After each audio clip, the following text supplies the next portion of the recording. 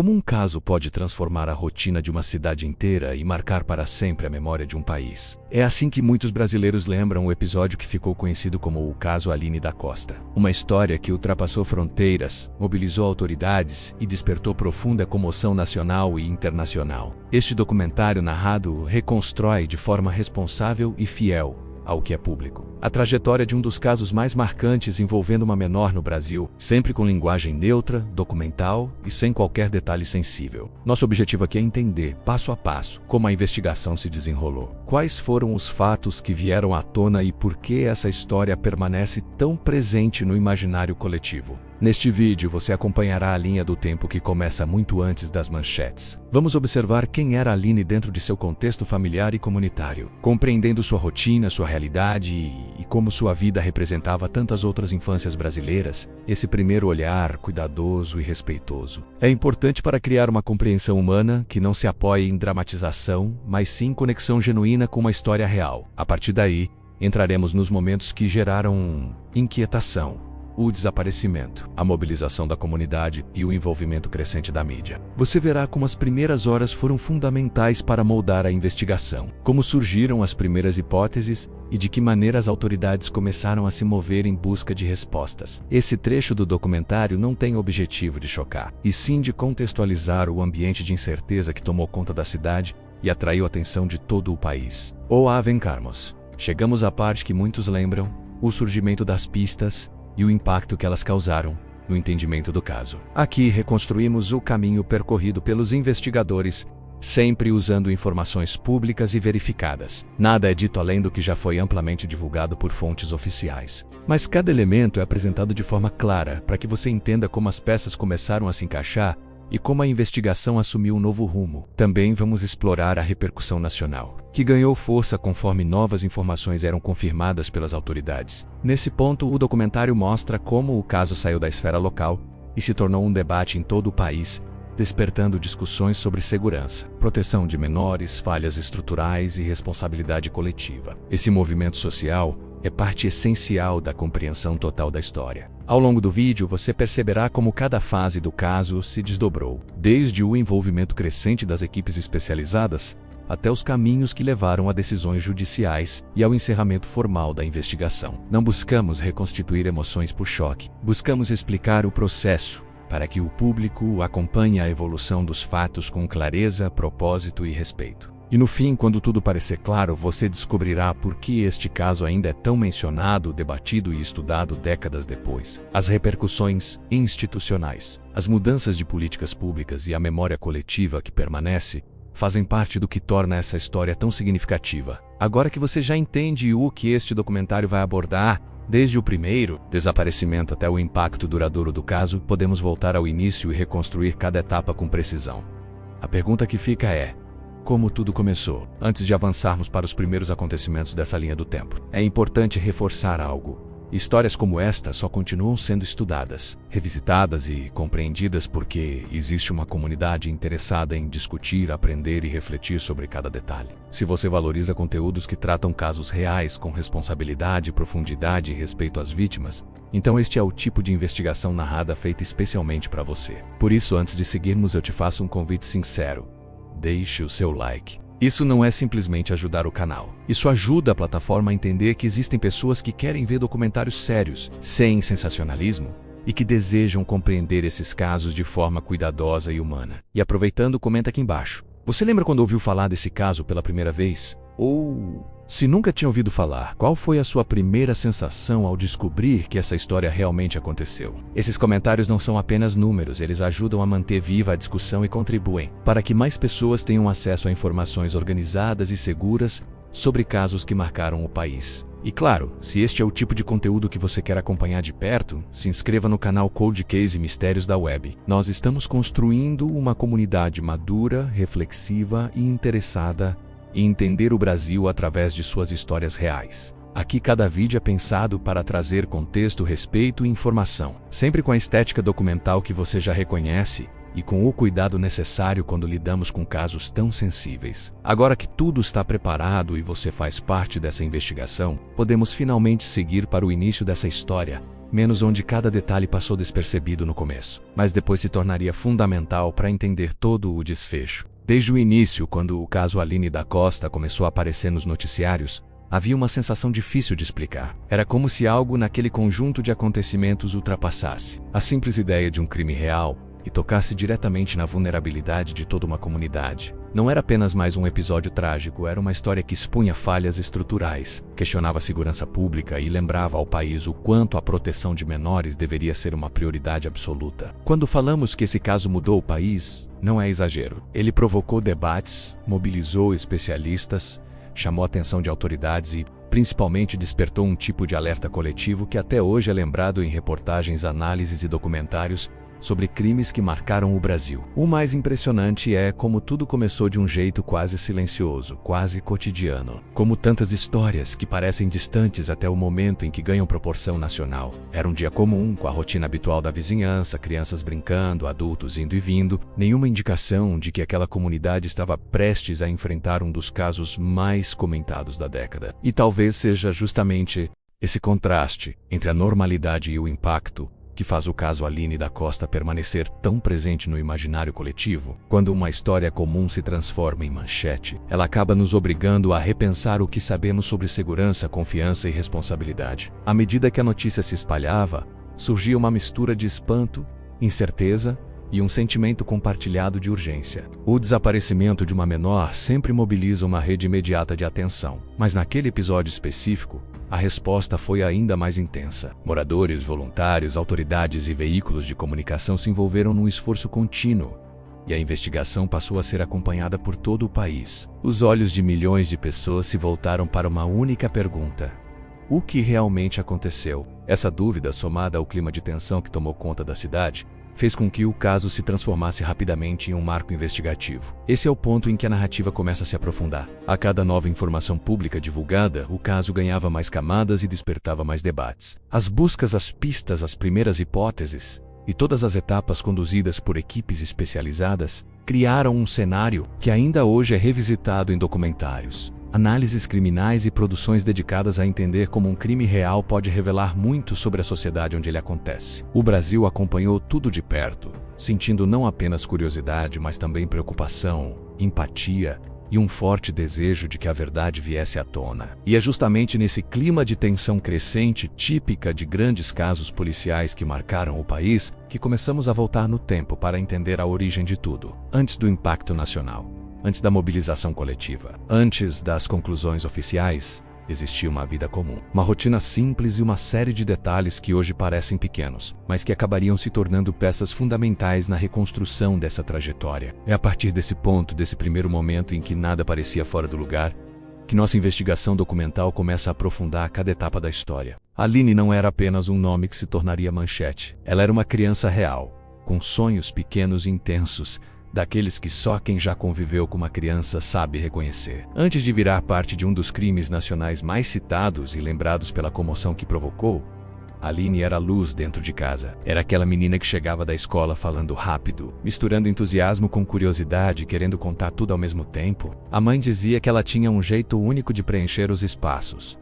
Uma mistura de timidez inicial com uma alegria que escapava sem pedir licença. E é justamente esse retrato humano que torna o crime ainda mais difícil de compreender. Quando mergulhamos em um caso de true crime, especialmente um crime nacional que marcou o país, é fundamental lembrar que por trás das investigações, das teorias e das versões oficiais, existe alguém que tinha uma vida inteira pela frente. Aline gostava de desenhar. Nos cadernos, rabiscava casinhas simples, figuras humanas sorrindo, e às vezes um sol enorme ocupando metade da página, menos como se representasse a própria forma como enxergava o mundo. Os professores descreviam uma menina educada, observadora e um pouco reservada, mas que se abria com facilidade quando sentia segurança. Justamente por isso, sua ausência repentina causou estranhamento imediato. Não era uma criança que desapareceria sem deixar sinais. Não era alguém que buscava aventuras ousadas ou que tinha o hábito de se afastar de casa. Aline era rotina, previsibilidade, inocência. E talvez seja essa combinação que faça tantas pessoas até hoje sentirem um aperto no peito quando revisitam o caso. Quem convivia com ela lembra do riso fácil, da forma carinhosa como tratava familiares e da simplicidade com que celebrava pequenas conquistas do dia a dia. Ela era aquele tipo de criança que você não imagina vendo o nome envolvido em um crime brutal, porque a associação simplesmente não faz sentido. Crimes que geram comoção nacional geralmente carregam esse contraste doloroso. A ruptura brusca entre a vida que era e a tragédia que se impõe. E no caso de Aline, essa ruptura é ainda mais evidente porque tudo nela parecia gritar continuidade, futuro, segurança. E ao reconstruirmos essa parte humana da história, entramos em uma camada essencial para entender o impacto do caso. Quando a vítima é apresentada como pessoa e não apenas como personagem, a narrativa muda e o público consegue sentir o peso real do que aconteceu. Por isso, antes de avançarmos para os detalhes da investigação, é importante que você visualize Aline não como estatística, mas como alguém que poderia ser sua vizinha, sua aluna, sua sobrinha, menos alguém cuja ausência transformou um bairro inteiro e deu início a uma sequência de acontecimentos que o país jamais esqueceria. O dia em que Aline desapareceu começou como qualquer outro, e talvez seja justamente isso que torne tudo ainda mais perturbador. Uma rotina comum, repetida tantas vezes, mas que naquela manhã carregava um silêncio que ninguém conseguiu perceber. A mãe lembra dos passos leves dela saindo de casa, do uniforme arrumado com cuidado, do jeito apressado de quem não queria se atrasar. Era um dia comum dentro do que parecia ser uma vida previsível. E quando falamos de crimes nacionais que marcam uma geração, existe sempre esse ponto de ruptura, o instante em que algo simples deixa de ser simples e o cotidiano se transforma em um vazio impossível de ignorar. Aline saiu como sempre saía, seguindo o mesmo caminho, caminhando pelas mesmas calçadas, cumprimentando as mesmas pessoas. Uma criança que conhecia o bairro, que tinha seus horários, que não dava motivos para preocupação. E ainda assim, em algum ponto desse trajeto tão familiar, a história tomou um rumo que ninguém estava preparado para enfrentar. É nessa hora que o público sente o peso emocional da narrativa de True Crime. A percepção de que tudo pode mudar em segundos, até mesmo para alguém que vivia dentro de uma rotina tão protegida. Quanto a de Aline, quando ela não voltou no horário de sempre, o primeiro pensamento foi que algo tinha atrasado. Talvez uma brincadeira a mais no pátio, uma conversa com uma amiga, qualquer distração comum de criança. Só que os minutos foram passando, se arrastando. E aquela sensação incômoda que começa pequena, quase sussurrada, foi crescendo dentro dos familiares. Quem já viveu algo parecido sabe reconhecer essa angústia. O relógio parece mais alto. A casa parece maior. Cada canto parece ecoar a ausência de quem deveria estar ali. As primeiras buscas começaram ainda com esperança. Chamados dos vizinhos, perguntas rápidas nas esquinas, aquela mobilização espontânea que todo bairro unido conhece bem. Mas à medida que a noite se aproximava e Aline continuava sem aparecer, o clima mudou. A preocupação virou medo, e o medo começou a chamar a atenção de todos ao redor. É como se o bairro inteiro tivesse percebido ao mesmo tempo que algo estava profundamente errado. Foi nesse momento que a história deixou de ser apenas um atraso e se transformou em um desaparecimento, um dos eventos mais delicados e devastadores dentro do universo do True Crime. E enquanto a família tentava entender onde, em qual ponto do caminho, tudo tinha se rompido. As primeiras versões começaram a surgir. Pequenos relatos, avistamentos duvidosos, boatos que se espalham rápido em situações assim. Cada informação parecia uma esperança, mas também um risco, porque quando um caso ganha proporções assim, cada detalhe pode se transformar em uma peça-chave,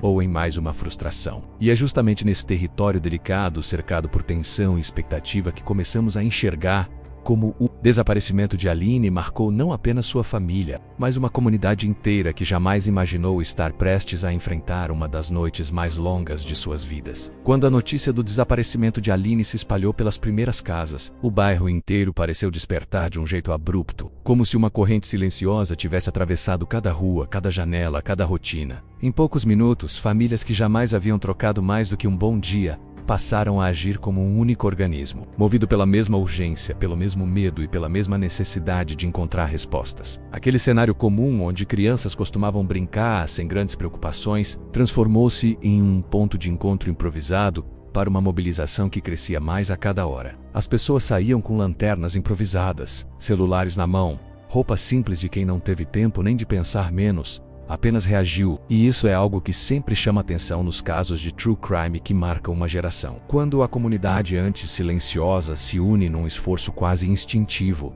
guiada tanto pela esperança quanto pelo desespero de evitar que algo pior aconteça. Cada esquina passou a ser vasculhada 2, 3 vezes. Cada terreno baldio, cada construção abandonada, cada rua pouco iluminada virou foco de atenção. Era como se todos estivessem tentando enxergar nas sombras algum sinal do que poderia ter acontecido. Os vizinhos repetiam o nome de Aline em voz alta, chamando por ela como se a qualquer momento sua voz suave pudesse responder de volta. Em situações assim, a mente insiste em imaginar cenários possíveis, tentando agarrar a ideia de que talvez ela tivesse apenas se distraído, talvez tivesse encontrado alguém conhecido e demorado mais do que deveria. Só que conforme as horas passavam, esse tipo de esperança ficava mais difícil de sustentar. A inquietação começa a apertar o peito, e aquele instinto natural de proteção coletiva fica ainda mais forte. E enquanto as buscas físicas aconteciam, a informação sobre o desaparecimento tomou proporções maiores. Gente de bairros próximos começou a aparecer para ajudar, perguntando onde precisavam procurar, o que já havia sido feito, se havia alguma pista concreta. É impressionante como, em casos assim, até pessoas que nunca viram a vítima pessoalmente sentem a urgência do momento. Talvez porque no fundo todos sabem que aquele tipo de situação poderia acontecer com qualquer família. E é essa consciência que torna tudo ainda mais tenso. Com a chegada da noite, o clima mudou novamente. As ruas ficaram mais silenciosas, e a escuridão trouxe aquela sensação incômoda de que alguma coisa estava escondida. Lanternas balançavam de um lado para o outro, revelando apenas fragmentos do caminho. Mas ninguém desistia. Quanto mais difícil ficava enxergar, mais determinado o grupo parecia. As buscas se estendiam por becos estreitos, vielas antigas, áreas que muitos moradores evitavam até mesmo durante o dia. E mesmo assim, ninguém queria voltar para casa sem ao menos sentir que tinha feito o possível. No meio dessa mobilização intensa, boatos e relatos começaram a circular, pequenos detalhes que poderiam ser pistas ou apenas especulações criadas pela urgência. Mas em um caso de desaparecimento envolvendo criança, cada palavra dita por alguém, cada observação aparentemente sem importância, podia se transformar em um ponto crucial na linha do tempo que a comunidade tentava reconstruir desesperadamente. E foi nesse território cheio de incertezas e expectativas que a história de Aline começou a tomar um novo rumo, puxando todos para ainda mais perto do coração do caso. Quando as buscas já pareciam ter alcançado todos os cantos possíveis, um detalhe inesperado começou a chamar a atenção das equipes. Não foi um grande achado, nem uma pista concreta capaz de resolver o caso de imediato, mas algo suficientemente diferente para mudar o ritmo da investigação. Em casos envolvendo desaparecimento de criança, qualquer evidência, mesmo pequena, ganha um peso enorme, e com Aline não foi diferente. Essa primeira pista, tratada com extremo cuidado pelas autoridades, acendeu uma nova esperança na comunidade, ao mesmo tempo em que trouxe à tona uma inquietação ainda maior. Era como se aquele fragmento silencioso carregasse, escondido, um caminho que todos temiam seguir, mas que precisaria ser enfrentado. A polícia, já reforçada desde as primeiras horas, passou a reestruturar a linha de tempo do desaparecimento com base nesse elemento recém-descoberto. O que antes parecia apenas uma sucessão de horas angustiantes começou a se transformar em um verdadeiro quebra-cabeça de true crime, onde cada peça exigia cautela, precisão e respeito absoluto ao que estava sendo investigado. As autoridades deram início a uma série de entrevistas, pedindo que moradores relembrassem gestos, sons, movimentos que talvez tivessem passado despercebidos no primeiro momento. Era como revisitar cada minuto do dia, buscando algo que, até então, ninguém havia percebido. E conforme essa evidência circulava internamente entre os investigadores, outra mudança começou a acontecer do lado de fora. O caso deixou de ser apenas um drama local e passou a ganhar espaço em rádios, jornais e programas televisivos regionais. Em pouco tempo, a história de Aline ultrapassou os limites do bairro, da cidade, e chegou a diferentes partes do país. O nome dela passou a ser mencionado com a mesma intensidade com que familiares e vizinhos chamavam por ela durante as buscas.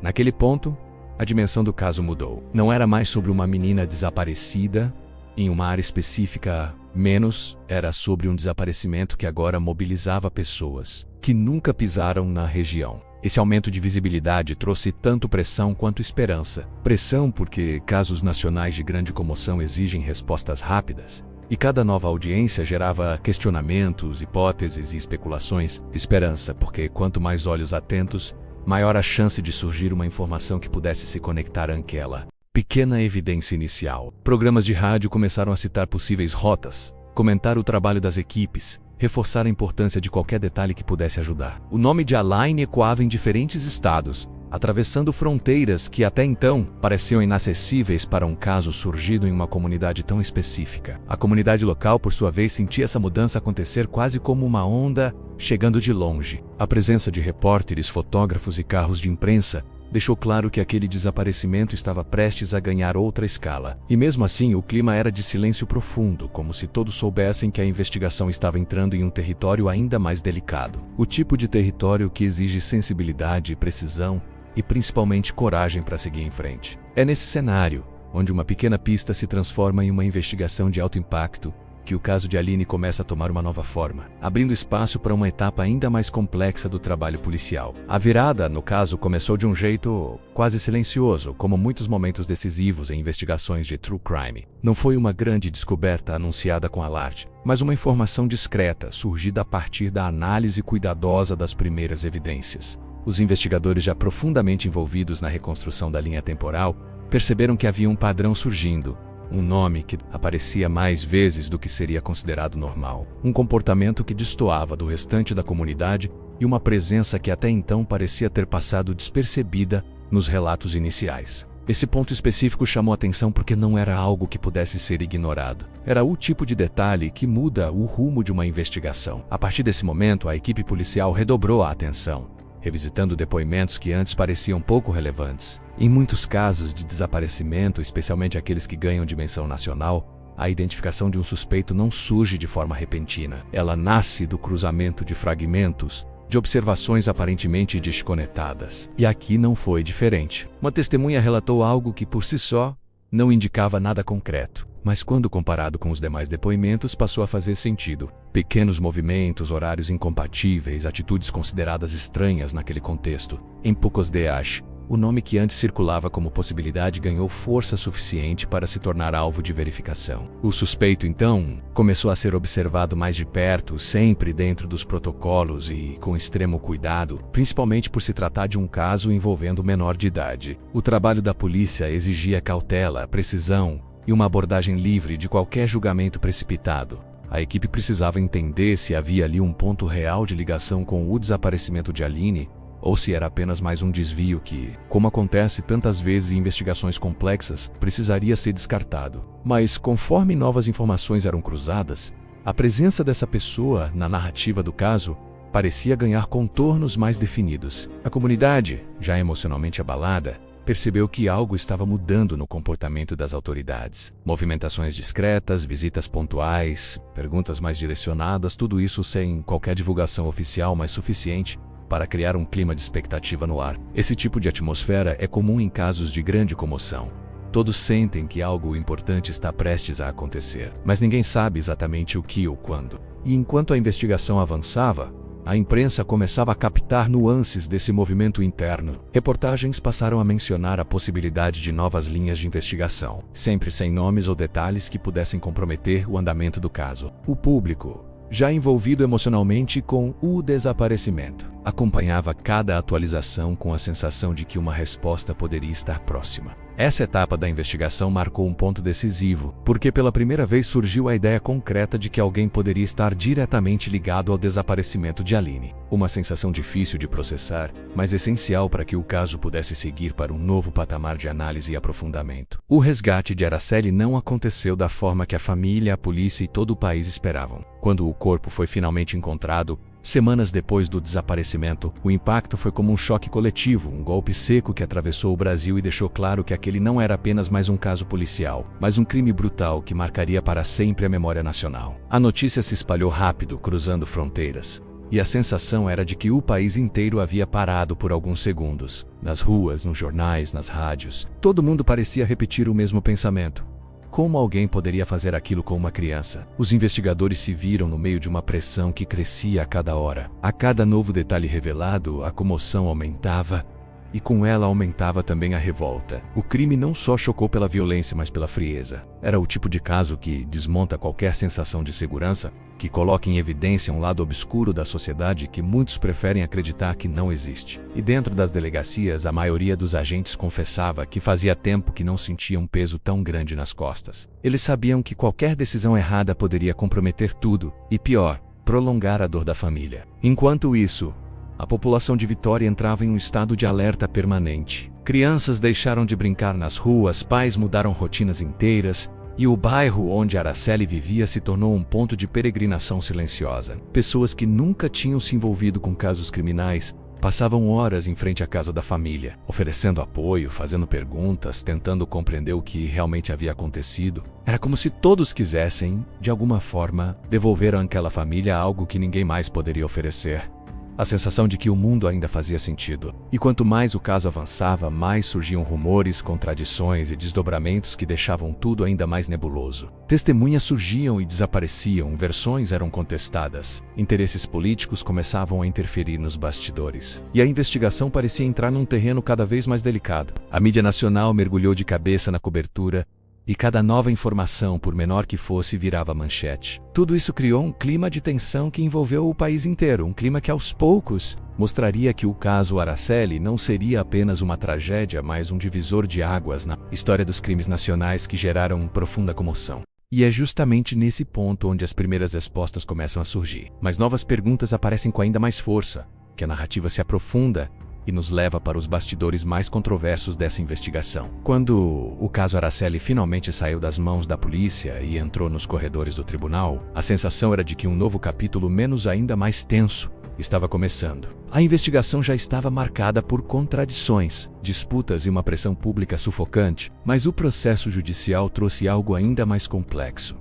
A batalha para transformar aquela dor em justiça concreta. Era ali, diante de juízes, promotores e advogados, que o destino do caso seria reescrito, e para muitos, era também ali que a verdade corria o risco de ser engolida por interesses maiores. O tribunal se tornou um palco onde cada testemunha era encarada como peça-chave, cada detalhe era analisado como se pudesse mudar o rumo de tudo, e cada silêncio parecia esconder algo importante. Os crimes que geram comoção nacional costumam carregar esse peso. A expectativa coletiva de que alguém seja responsabilizado, mesmo quando a história está cheia de lacunas. E no caso Araceli, essas lacunas pareciam aumentar conforme o processo avançava. Documentos sumiam, versões mudavam, testemunhas recuavam menos, e o público assistia a tudo como quem vê uma corda sendo esticada ao limite. A promotoria insistia que as evidências apontavam claramente para os acusados, mas a defesa se movia com a mesma intensidade, atacando pontos frágeis, destacando inconsistências e sugerindo que a investigação tinha sido conduzida com pressa, emoção e até mesmo influência externa. Era quase impossível não perceber o clima carregado dentro da sala de audiência. Cada frase dita parecia ter o poder de reabrir feridas ou de abalar confianças que já estavam frágeis demais, e ao mesmo tempo, do lado de fora, a opinião pública permanecia dividida, alimentada por manchetes sensacionalistas, debates acalorados e uma sensação de que aquele processo carregava mais perguntas do que respostas. A família de Araceli, exausta e emocionalmente destruída, acompanhava tudo com o olhar de quem já perdeu mais do que poderia perder. Eles buscavam justiça, mas também lutavam para não ver a história da filha se transformar em um espetáculo. E esse talvez tenha sido um dos aspectos mais dolorosos de todo o processo. Perceber que, em crimes assim, o tribunal não julga apenas suspeitos, julga também a memória da vítima. Cada detalhe íntimo, cada repetiz, cada falha da investigação era exposta diante de estranhos, como se aquilo fosse apenas parte do ritual necessário para alcançar uma condenação. E mesmo com toda essa tensão, o processo seguiu, cheio de reviravoltas, recursos inesperados e momentos em que parecia possível sentir o ar ficando mais pesado. Era como se a própria estrutura da justiça estivesse sendo testada, pressionada por um caso que já havia ultrapassado todas as fronteiras possíveis, jurídicas, emocionais e sociais. E à medida que o julgamento avançava, algo ainda maior começava a se formar nos bastidores, preparando o terreno para um desfecho que, até hoje, levanta debates, dúvidas e dúvidas que simplesmente não desapareceram. Quando o processo finalmente ganhou forma diante do país, a repercussão foi imediata e avassaladora. O caso Araceli deixou de ser apenas um crime brutal para se tornar um símbolo, um espelho desconfortável das falhas estruturais que atravessam o sistema de justiça, segurança pública e até mesmo a forma como a sociedade lida com a vulnerabilidade de crianças. A cada nova manchete, a cada novo desdobramento, surgia um sentimento coletivo de indignação que não se limitava à dor da perda. Era como se todo o Brasil estivesse sendo colocado diante de uma verdade difícil de engolir. Crimes assim expõem cicatrizes profundas, e este em particular mostrou o quanto ainda éramos e ainda somos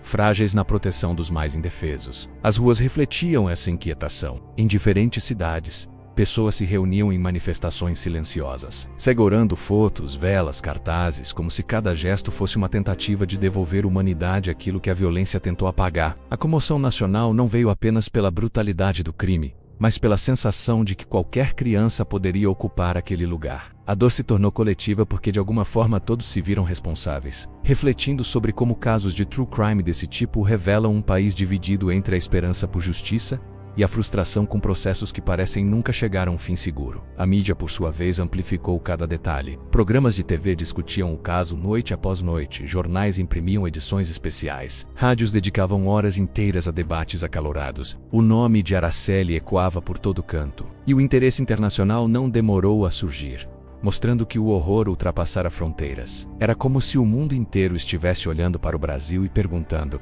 como isso pôde acontecer? E essa pressão externa afetou ainda mais o clima dentro do tribunal, onde tudo já estava aquecido. Enquanto isso, familiares, amigos e pessoas próximas à menina viviam um luto que nunca encontrou espaço para ser silencioso. Eles precisavam lidar com a dor, com a exposição e com a repetição constante dos fatos, como se revivessem o pesadelo todos os dias. E essa é uma das marcas mais cruéis em crimes que ganham repercussão nacional. A privacidade se dissolve, e a memória da vítima passa a ser reconstruída por muitas vozes, menos algumas sensíveis, outras nem tanto. É difícil para qualquer família carregar um sofrimento tão íntimo enquanto o país inteiro observa, comenta e opina. Com o tempo, o caso começou a gerar reflexões profundas sobre segurança infantil, falhas investigativas e responsabilidade institucional. Organizações, escolas e coletivos passaram a usar o nome de Araceli como símbolo de luta, de prevenção, de conscientização. Mas ao mesmo tempo surgiram teorias, dúvidas e questionamentos que se arrastaram por décadas,